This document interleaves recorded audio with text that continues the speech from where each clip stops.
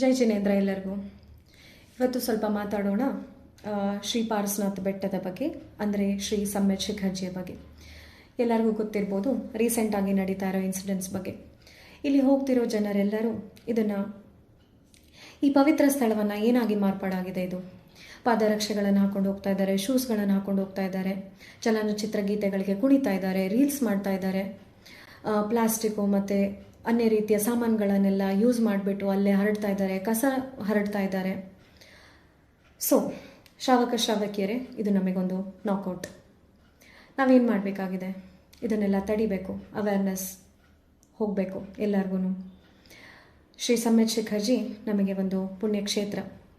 ಇಲ್ಲಿ ನಮ್ಮ 24 ತೀರ್ಥಂಕರರಲ್ಲಿ 20 ತೀರ್ಥಂಕರರು ಹಾಗೂ ಅನಂತ ಮುನಿ ಮಹಾರಾಜರು ಮೋಕ್ಷ ಹೊಂದಿದ ಸ್ಥಳ. ಈ ಪವಿತ್ರ ಸ್ಥಳಕ್ಕೆ ನಾವು ನಗ್ನ ಪಾದಯಾತ್ರೆ ಮಾಡ್ತೀವಿ. ಅಂತಹ ಪುಣ್ಯಕ್ಷೇತ್ರದಲ್ಲಿ ಎಲ್ಲಿ ಒಂದು ಕಣವು ಒಂದು ಪವಿತ್ರತೆಯ ಸಂಕೇತವಾಗಿದೆ, ಇದು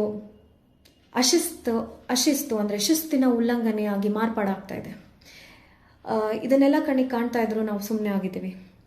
ಸೊ ನಮ್ಮಿಂದ ಬರಬೇಕಾಗಿರೋದು ಒಂದು ಸ್ಟ್ರೇಟ್ ಫಾರ್ವರ್ಡ್, ನೇರ ದಿಟ್ಟ ಸೆಂಟೆನ್ಸ್. ಇದನ್ನು ಟೂರಿಸ್ಟ್ ಸ್ಪಾಟ್ ಆಗಿ, ಹಿಲ್ ಸ್ಟೇಷನ್ ಆಗಿ, ಕಂಟೆಂಟ್ ಕ್ರಿಯೇಷನ್ ಸ್ಪಾಟ್ ಆಗಿ ಮಾರ್ಪಾಡಾಗಬಾರ್ದು. ಇದು ಜೈನರ ಒಂದು ಪವಿತ್ರ ಗುರುತು, ಜೈನರ ಒಂದು ಆಸ್ಥಾ, ಜೈನರ ಪುಣ್ಯಕ್ಷೇತ್ರ. ಇದನ್ನು ಉಳಿಸ್ಬೇಕಾಗಿದೆ. ಹಾಗೆ ನಂದೊಂದು ಪ್ರಶ್ನೆ.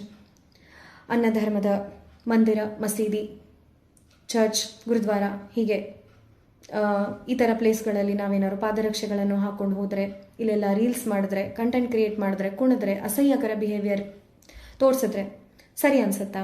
ಇಲ್ಲ. ಹಾಗೆ ಶಿಖರ್ಜಿ ಕೂಡ ನಮಗೆ. ಶ್ರಾವಕಿಯರೇ, ನಿಮಗೆ ಇನ್ನೊಂದು ಮನವಿ.